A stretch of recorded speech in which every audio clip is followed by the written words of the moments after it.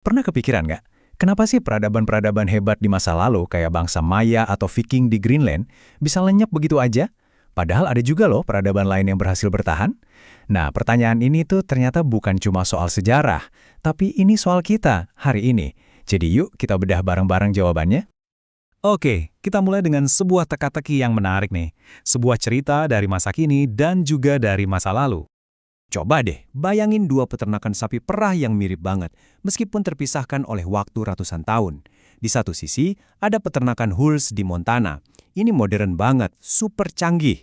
Di sisi lain, ada reruntuhan peternakan Gardar di Greenland. Tapi jangan salah, 500 tahun yang lalu, ini adalah peternakan paling maju dan paling makmur di wilayahnya. Anehnya, dua-duanya ini punya banyak kesamaan. Sama-sama yang terbesar di daerahnya, lumbungnya paling canggih di zamannya, padang rumputnya subur, dan pemandangannya, wah, sama-sama punya latar pegunungan yang luar biasa indah. Nah, disinilah letak misterinya. Kalau keduanya sama-sama pernah sukses besar di eranya masing-masing, kok bisa nasib mereka sekarang beda 180 derajat? Pertanyaan ini sebetulnya jauh lebih besar daripada sekedar urusan peternakan. Ini adalah pertanyaan inti tentang apa yang membuat sebuah masyarakat bisa bertahan dan apa yang membuatnya hancur lebur. Untuk memecahkan misteri ini, kita butuh semacam alat bantu. Anggap aja sebuah toolkit diagnosis yang dikembangkan oleh penulis Jared Diamond. Kerangka kerja ini bisa bantu kita buat mendiagnosis kesehatan masyarakat manapun, entah itu di zaman dulu maupun sekarang. Oke, pertama-tama kita samakan dulu persepsi kita soal apa itu keruntuhan. Ini bukan sekedar krisis kecil-kecilan atau masa sulit sesaat ya. Yang kita maksud di sini adalah penurunan populasi yang benar-benar drastis, kompleksitas sosial politik ekonominya ambruk, dan ini terjadi di wilayah yang luas untuk waktu yang sangat lama. Jadi, toolkit ini punya 4 poin utama untuk kita periksa. Pertama, gimana dampak masyarakat itu terhadap lingkungannya sendiri. Kedua, gimana cara mereka menghadapi perubahan iklim. Ketiga, gimana hubungan mereka dengan tetangga? Apakah mereka bersahabat dan berdagang, atau malah sering berperang? Dan yang keempat, ini yang paling krusial. Saat krisis datang, gimana respons mereka? Apa yang mereka putuskan untuk lakukan? Oke, teorinya udah dapat. Sekarang, mari kita coba langsung pakai toolkit ini untuk membedah salah satu kasus keruntuhan yang paling terkenal dan misterius dalam sejarah, Pulau Paskah. Lihat angka ini, 88 ton. Coba bayangin, itu adalah berat dari satu patung terbesar yang berhasil didirikan oleh penduduk Pulau Paskah.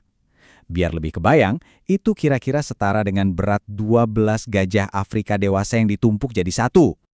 Pertanyaannya kan jadi, gimana caranya? Mereka nggak punya derek, nggak kenal roda, nggak punya hewan besar untuk menarik barang, bahkan nggak pakai logam sama sekali. Kok bisa? Nah, disinilah letak ironinya. Jawaban dari misteri kehebatan mereka itu ternyata sekaligus jadi penyebab kehancuran mereka. Gini, untuk memindahkan patung raksasa itu, mereka butuh kayu dalam jumlah masif untuk dijadikan rol pengangkut. Untuk memberi makan ribuan pekerja, mereka butuh membuka lahan pertanian yang sangat luas. Hasil akhirnya, deforestasi total. Mereka menebangi semua pohon di pulau itu sampai habis ludes. Kutipan ini benar-benar bikin kita mikir ya. Kira-kira apa sih yang ada di benak orang yang menebang pohon terakhir di pulau itu? Apakah dia mikir, yang penting pekerjaan selesai? Atau mungkin, tenang aja, nanti juga teknologi baru bisa menyelesaikan masalah ini. Ini gambaran nyata bagaimana sebuah masyarakat bisa, sadar atau tidak, berjalan lurus menuju jurang kehancurannya sendiri. Tapi tunggu dulu, keruntuhan itu ternyata bukan takdir yang tidak bisa dihindari.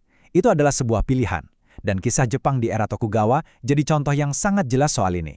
Coba kita bandingkan langsung. Keduanya menghadapi krisis lingkungan yang sama persis, deforestasi parah. Tapi respons mereka, wah, bagaikan langit dan bumi. Di Pulau Paskah, persaingan antar klan untuk membangun patung yang lebih megah justru mempercepat penghancuran hutan. Di Jepang, shogun atau pemimpin tertingginya justru menerapkan rencana konservasi jangka panjang dari atas ke bawah. Hasilnya sangat kontras.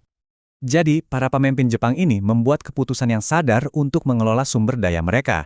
Mereka nggak cuma membatasi penebangan, tapi juga secara aktif mengembangkan ilmu menanam dan membudidayakan pohon, yang sekarang kita kenal sebagai silviculture. Intinya, mereka berinvestasi untuk masa depan, bukan hanya mengejar keuntungan jangka pendek. Terus, apa pelajaran dari semua kisah masa lalu ini buat kita sekarang, di dunia kita yang serba terhubung ini? Bedanya dengan Pulau Paskah yang terisolasi, kita sekarang ini hidup di satu pulau global yang saling terhubung. Masalah di satu masyarakat bisa dengan sangat cepat jadi masalah semua orang. Keruntuhan itu nggak lagi terjadi di satu tempat terpencil, tapi bisa berisiko meluas ke seluruh dunia. Coba deh kita lihat tantangan-tantangan modern kita. Deforestasi, krisis air, perubahan iklim, semua ini kedengarannya familiar banget kan? Ini adalah gema dari masalah yang sama persis yang menjatuhkan peradaban-peradaban di masa lalu. Polanya sama, cuma skalanya sekarang menjadi global. Tapi, di tengah semua ini, ada satu alasan untuk kita tetap optimis meskipun harus tetap berhati-hati. Kita punya satu keuntungan yang tidak dimiliki oleh peradaban-peradaban sebelumnya. Pengetahuan tentang sejarah. Kita bisa melihat catatan kegagalan dan keberhasilan mereka. Kita punya buku contekan dari masa lalu. Jadi, ini membawa kita kembali ke pertanyaan paling mendasar. Sejarah sudah memetakan kedua jalan itu dengan sangat jelas untuk kita. Jalan yang menuju kehancuran dan jalan yang menuju keberlanjutan. Pilihan ada di tangan kita semua. Jalan mana yang akan kita ambil?